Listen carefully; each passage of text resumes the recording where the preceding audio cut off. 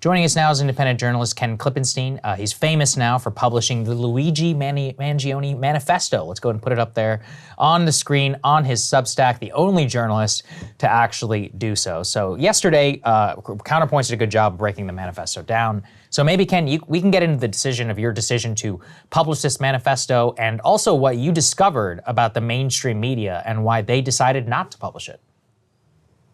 Hey guys, good to be with you. So what I learned in the course of reporting on this and obtaining it, I didn't realize at first that so many of these major media outlets, from the New York Times, the NBC, ABC, the Washington Post, had their own copies of it, were sitting on it, were quoting selectively from it, perfectly happy to do so, but for whatever reason, they weren't willing to publish it. And what I learned after speaking with friends and other contacts at these various outlets was that there was some pressure to report it, but that in the case of every one of those companies, senior management didn't want to. Interesting. All right. So when you say senior management didn't want to, was it a management decision, or there was some speculation there was some deal with the police? What can you tell us about that? Yeah, so there are a couple of reasons that are cited. I think it's mainly an access problem, a problem of source capture, where you get this document from law enforcement. And if you look at the reporting that's out there that initially was paraphrasing it, and I said before, quoting in some cases from it, it's almost always attributed to a senior law enforcement official. That probably means the FBI. And what I was told, in the case of NBC at least, there was an explicit deal with law enforcement that we give you this, you're not going to publish it. Wow. I don't know for certain that that's the case with other outlets. Yesterday, I published a story based on internal chat records among the editorial staff on the New York Times, in which it said, we're not going to publish it. And they made explicit reference to the wishes of their sources. So I think there's a serious problem of source capture here, which in the case of my publishing, it didn't apply to me, but applied to basically all of these major outlets. So I think there's a really important critique of media here. Yeah, that is a thing that happens between, and it's when you go, as Ken knows, it's called going in the front door. You go in the front door of an agency, you're going right to the spokespeople basically, and you're saying, hey, do you have this manifesto? Can I have it? And when you go in the front door, they have the leverage, because then they can say, yeah, we do have it actually, and I will give it to you, but the condition is you can't quote these parts, or you can't publish it in full, but you can paraphrase or whatever, and then you're stuck, okay, I can either agree to these terms and get something, or what you do is you go find other sources. You go in back doors, or you go inside doors. What I was curious about, there are a couple times in the manifesto where it says indecipherable. Did you get a print version of it and it already said indecipherable, or could you yourself not decipher the handwriting? So what law enforcement did was they were circulating their own copy of it because it's based on handwritten notes. That maybe so they typed up a version. I see. Exactly. So nobody has the original handwritten version yet. I'm not sure that they don't have a photo of it somewhere.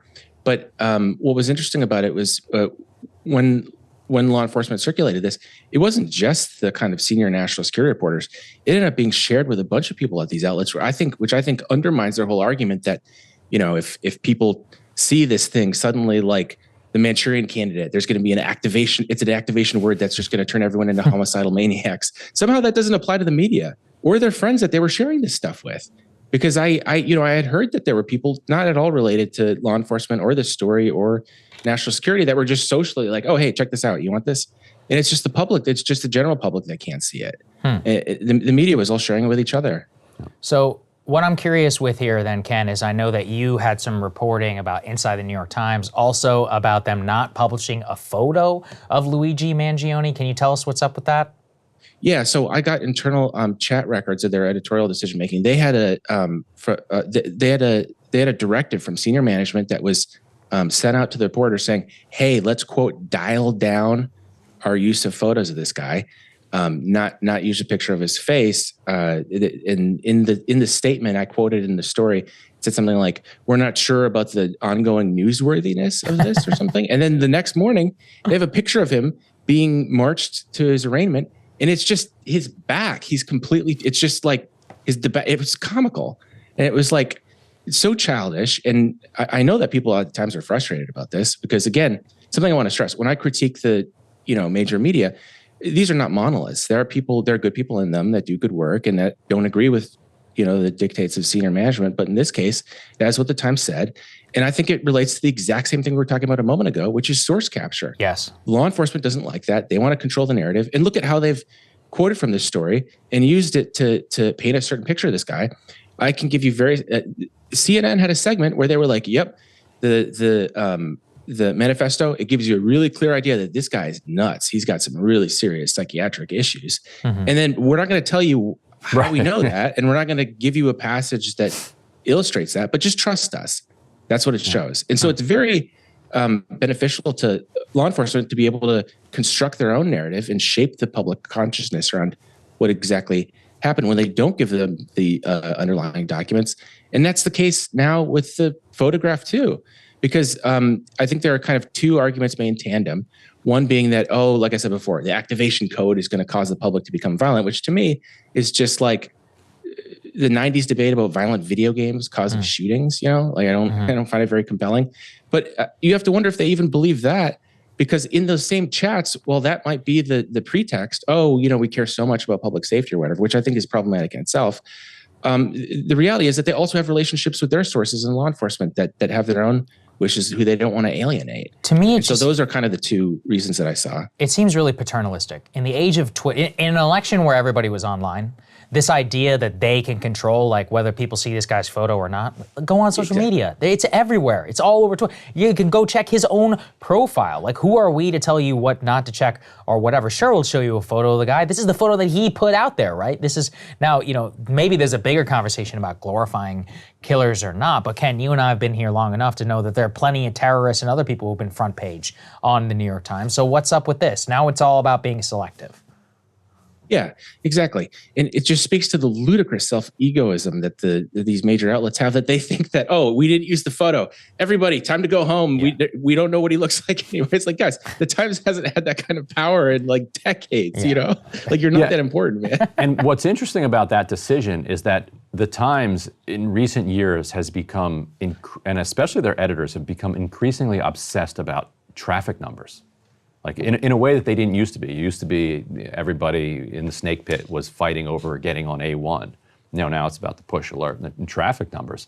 And a hot image like that is going to drive traffic. And so for them to cut against their own self-interest is interesting, because it suggests that there are these deeper, broader, more powerful interests at play here. What are you hearing anything about how the Times is directing or talking about guiding and framing the coverage itself? Because they're trying to grapple, I guess, with this upsurge of support for him while pushing it down because of their own politics. Exactly.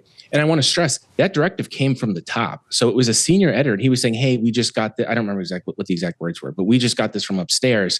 And then they just quoted a statement. So this is clearly coming from the leadership of the paper. I don't want to give people the impression that I just found some random comment from some marginal person. This is the policy of the paper, and I would encourage people to go and check out on my Substack the exact quote so they can see that this is something that's systemic and speaks to the concerns. I mean, when you get to that, I can only speculate. I don't know what's going on in the C-suite of the New York Times, but I can see what's going on in the rest of major media on television and the public-facing side, which is that they are extremely uncomfortable about all of this, and they'd rather just pretend it's not happening. I mean, in the case of the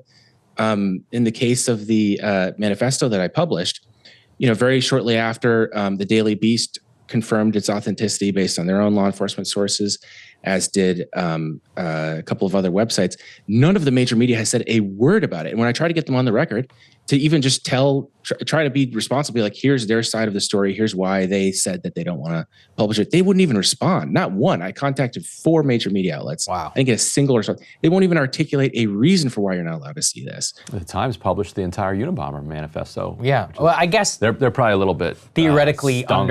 under what was it? If I remember the circumstance, it was like he was like, if you don't publish it, then I'm going to attack somebody. I think by the way, it they're ended still up licking being their his wounds demise. over that. Yeah, but the irony is that that's ended up being his demise because the only reason he got caught is because his brother recognized the Unabomber It's like, Manifesto this and sounds turned him like in. my brother. Yeah, exactly. So if anything, it's a justified. I mean, again, if we could think back to the whole Unabomber thing. Also, how funny is it that he 4-starred the Unabomber Manifesto? And let's all be honest, his manifesto is crap. He phoned it in. Yeah, it's a totally phoned in manifesto. You could say a lot about Ted, but he put a lot of thought into that thing. Okay, it was long, it was reasoned, especially Volume 1. Volume 2, things get a little weird. But I think with this case, Ken, in terms of other stories and other things that you're chasing with respect to this, you have found an extraordinary amount of support from the public for just telling people what they want to hear, which I think is great. They want information. I'm not saying in a bad way, so they want information, you're giving them the information, and instead, these media outlets decide that they should be responsible for what other people get to hear and editorialize here and there. So can you just speak to that dynamic and how it's actually helped your own Substack now by doing this? Yeah, this whole thing that I regard as a pretext that, we're protecting the public safety, and they say other things. They did this when I published the Vance dossier as well, which is a very similar parallel case where all these outlets had it, they wouldn't publish it. They say things like, it's not newsworthy, or hey, our paraphrase basically told you everything in there, so what do you need to see what's under it for? Which there's two problems with. I mean, the coverage is dominated by a certain type of person in Washington or New York City who, even if they're trying their best to give the public a sense of what's relevant to their lives in it, how are they going to know? How is Wolf Blitzer going to know what some guy I live in Wisconsin, who is going to be like, this guy would be interested in that. He's going to have a Washington idea of what's interesting in it. So that's problematic in itself. But I think the bigger issue here is the fact that they think that they've sort of deputized themselves into being these public safety officers that are going to decide what's safe for the public, if that's even what they believe, if it's not just deals that they've cut with law enforcement, like we were talking about before. And so in the case of all of this, I just wish there was some kind of public discussion about. They never articulate any of their policies around these things, including around mass shooters and whatever their policy is on publication of photos. There's just no discussion. It's just kind of pretend it didn't happen, which is precisely what's happened to the manifesto. Not one of these outlets has even. I have messages, I didn't publish these, saying, yes, we know this is authentic. That's the real thing, guys, just to give you a heads up, Ken. And then they link to my Substack. They won't acknowledge that publicly. They're just all pretending it didn't happen. Yeah. It's very strange. So stupid. Well, your Substack's blowing up as a result of it, and that's great to see. Great scoop, Ken. Thanks so much for joining us at kenklippenstein.com, right? And that's where people can get your Substack, right? Yeah, probably the only one under that name. Yes, that's right. And we will have a link to it down in the description of this video. Thanks for joining us, man. We appreciate you. Good seeing you guys. Hey, if you like that video, hit the like button or leave a comment below. It really helps get the show to more people. And if you'd like to get the full show ad-free and in your inbox every morning, you can sign up at breakingpoints.com. That's right. Get the full show, help support the future of independent media at breakingpoints.com.